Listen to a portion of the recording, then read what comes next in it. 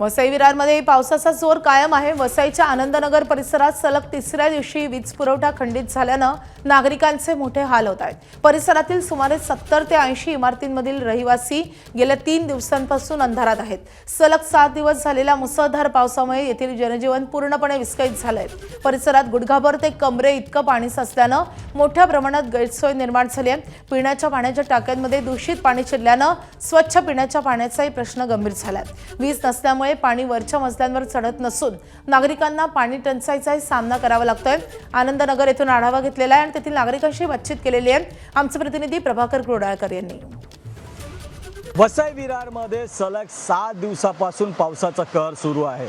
2 दिवसात तर अतिवृष्टीमुळे पूर्णपणे हाहाकार वसई विरारमध्ये माजलेला आहे।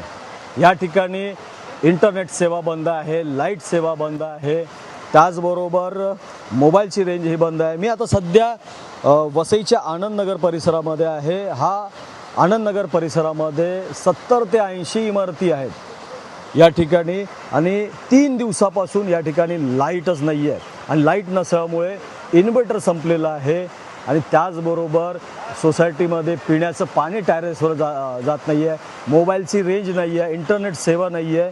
संपूर्ण 30 दिवसापासून हे जे आनंदनगरचे रहिवासी आहेत त्रासलेले आहेत।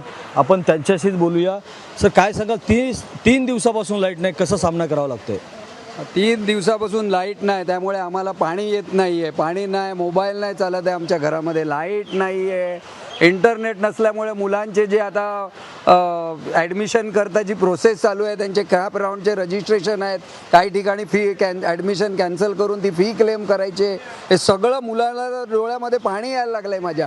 आणि परत आता रात्री बेरात्री कोणी आजारी पडला, आता काल एक आमच्या बाजूवाला आजारी पडला तर त्याला आम्ही ट्रॅक्टर शोधत होते, गाडी शोधत होते, ॲम्ब्युलन्स शोधत होते, ते पण नाही मिळत। आज तरी पाऊस थोडा कमी आहे। 6 तारखेचा जो पाऊस होता तो पूर्ण कमरेवत नव्हता। जेवायचा ठेवायचा काही कोणतीही सुविधा उपलब्ध नाहीत। फक्त आणि फक्त हे फाउंडेशनवाले होते। त्या फाउंडेशन समाधान फाउंडेशनवाल्यांनी दूध आणि बिस्किट ते काली आले होते आणि आजही आले होते। अशा त्रासातून व्यापातून येथील नागरिक जात आहेत, मात्र प्रशासन यांच्याकडे बघत नाही आहे असा त्यांचा आरोप आहे। प्रभाकर कुडाळकर, एबीपी माझा, वसई। एबीपी माझा, उघडा डोळे बघा नीट।